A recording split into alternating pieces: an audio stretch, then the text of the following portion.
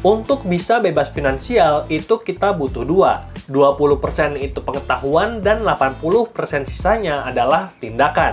Karena kebanyakan dari kita itu udah tahu apa yang harus kita kerjakan, tapi sayangnya tidak kita lakukan. Kita tahu kalau kita harus hidup hemat, tapi fakta di lapangan kita spending lebih dari pemasukan. Kita tahu kalau gadget kita itu masih bagus dan bisa dipakai, tapi ketika iPhone keluaran seri terbaru itu keluar, kok kita masih beli dan gesek kartu kredit. Dan kita juga tahu kalau rokok dan vape itu berbahaya dan bikin kanker kantong kering, tapi kok kita masih bakar uang kita dalam bentuk rokok dan uapkan uang kita dalam bentuk vape. Jadi sebenarnya kita itu semua kebanyakan udah tahu apa yang harus kita kerjakan untuk bisa naik level, tapi sayangnya tidak kita lakukan.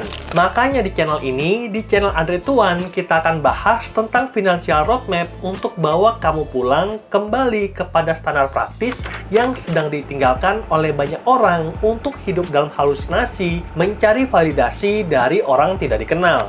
Jadi, ilmu yang kita bahas itu memang mudah, tapi yang pasti hasilnya itu tidak cepat. Dan tenang aja, kamu nggak sendirian, karena kita dari channel Andre Tuan akan menemani kamu sampai bebas finansial.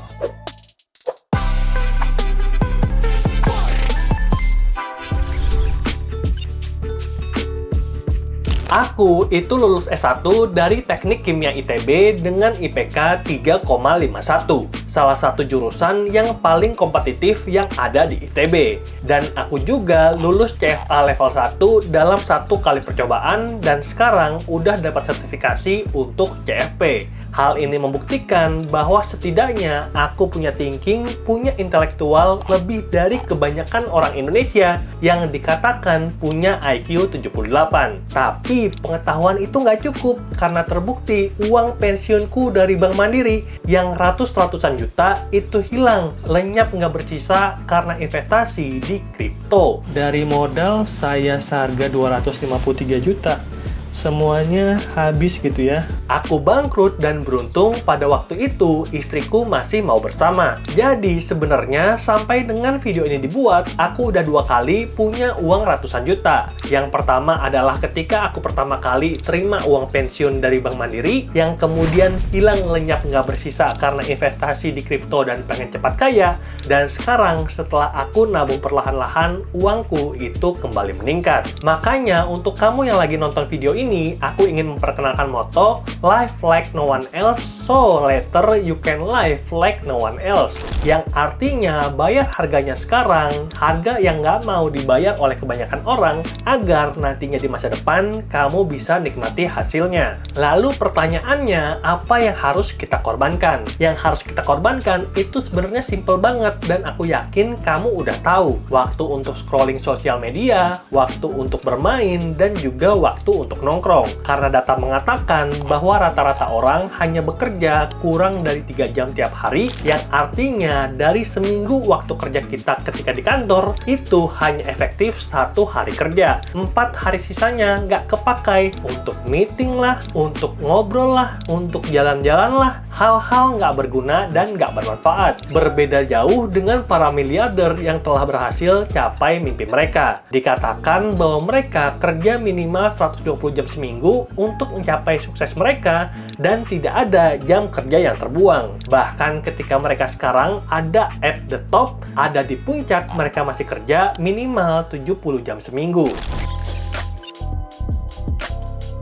Dan step pertama yang perlu kita ambil untuk keluar dari kemiskinan dan capai bebas finansial adalah mencari akar masalah. Wall Street Journal itu melaporkan bahwa 70% dari orang Amerika hidup pas-pasan. Hidup dari bulan ke bulan, dari paycheck ke paycheck, menunggu gaji mereka masuk untuk bisa hidup. Kalau gajinya terpotong, ya mereka udah nggak bisa hidup. Tapi anehnya, mayoritas dari mereka itu merasa bahwa mereka masuk dalam kategori 30% yang hidupnya baik-baik saja. Sampai nanti realita menghantam hidup mereka. Nah, kamu pasti pernah dengar cerita di mana ada seorang orang yang punya gaji 80 juta dan langsung ambil kredit mobil mewah, lalu ambil KPR dengan harga 3 miliar. Tapi sayangnya fondasinya nggak kuat karena ketika dihantam oleh pandemi, rumah tangganya hancur.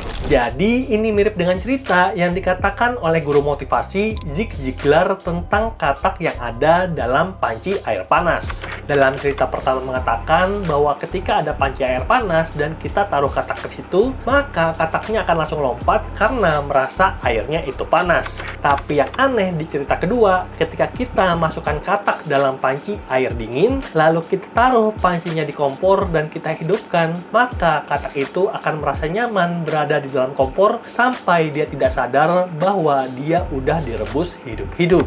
Jadi bisa aja keadaan yang sekarang kita rasa itu baik-baik saja sebenarnya punya fondasi yang lemah banget. Dan di channel ini, di channel Andre Tuan, kita akan bahas financial check up untuk meneliti apakah kamu benar-benar sehat atau cuman merasa sehat. Yang nggak dikatakan oleh banyak orang kaya adalah kalau perubahan itu menyakitkan dan hanya sedikit orang yang berani untuk berubah. Dan orang yang sedikit inilah yang pada akhirnya berhasil mencapai mimpi mereka. Dan kebanyakan orang tidak akan berubah sampai rasa sakit karena keadaan mereka sekarang itu melebihi rasa sakit karena perubahan. Dan oleh karena itu, aku ingin mengajak kamu untuk berubah dengan inisiatif diri sendiri, dan kita akan bahas tentang salah satu topik yang kita harus rubah agar kita bisa capai bebas finansial, yaitu investasi. Dan salah satu mitos finansial yang paling keliru adalah melakukan investasi all in. Kita investasi tanpa dana darurat, dan itu ibaratnya kita berkendara ngebut-ngebutan tapi nggak punya ban serep dan nggak punya airbag. Yang kamu harus tahu kalau yang namanya investasi, terutama di aset yang berisiko tinggi seperti saham dan juga Bitcoin, itu punya potensi untuk fluktuasi. Jangan sampai ketika kita punya kebutuhan terpaksa harus mencairkan saat pasar sedang turun. Jadinya harus cut loss dan menanggung kerugian. Makanya untuk kita bisa investasi dan jangan sampai cut loss, kita perlu fondasi kuat, dan fondasi itu namanya adalah dana darurat. Sejumlah uang yang kita perlu persiapkan untuk menghadapi kebutuhan mendesak yang tidak terduga, untuk sakit, perbaikan kendaraan, ataupun tiba-tiba di PHK. Idealnya kita punya tabungan 6-12 kali pengeluaran untuk kita jangan sampai cut loss investasi, apalagi sampai ambil pinjaman karena benar-benar nggak ada tabungan. Dan buat kamu yang belum punya dana darurat, aku mau ajak kamu mulai nabung dana darurat di instrumen yang tentunya harus aman, seperti tabungan, deposito, valuta asing, reksadana, dan juga mungkin emas digital.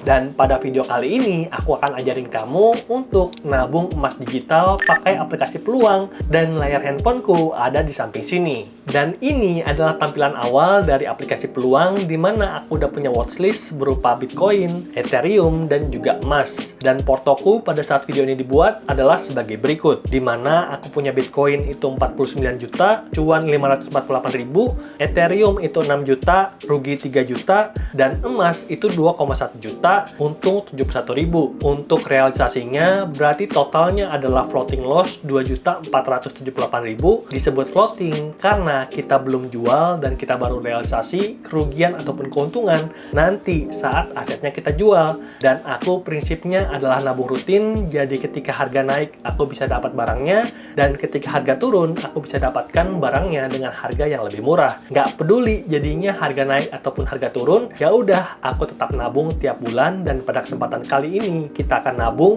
ke Bitcoin yang merupakan emas 2.0 dan gold yang merupakan emas 1.0.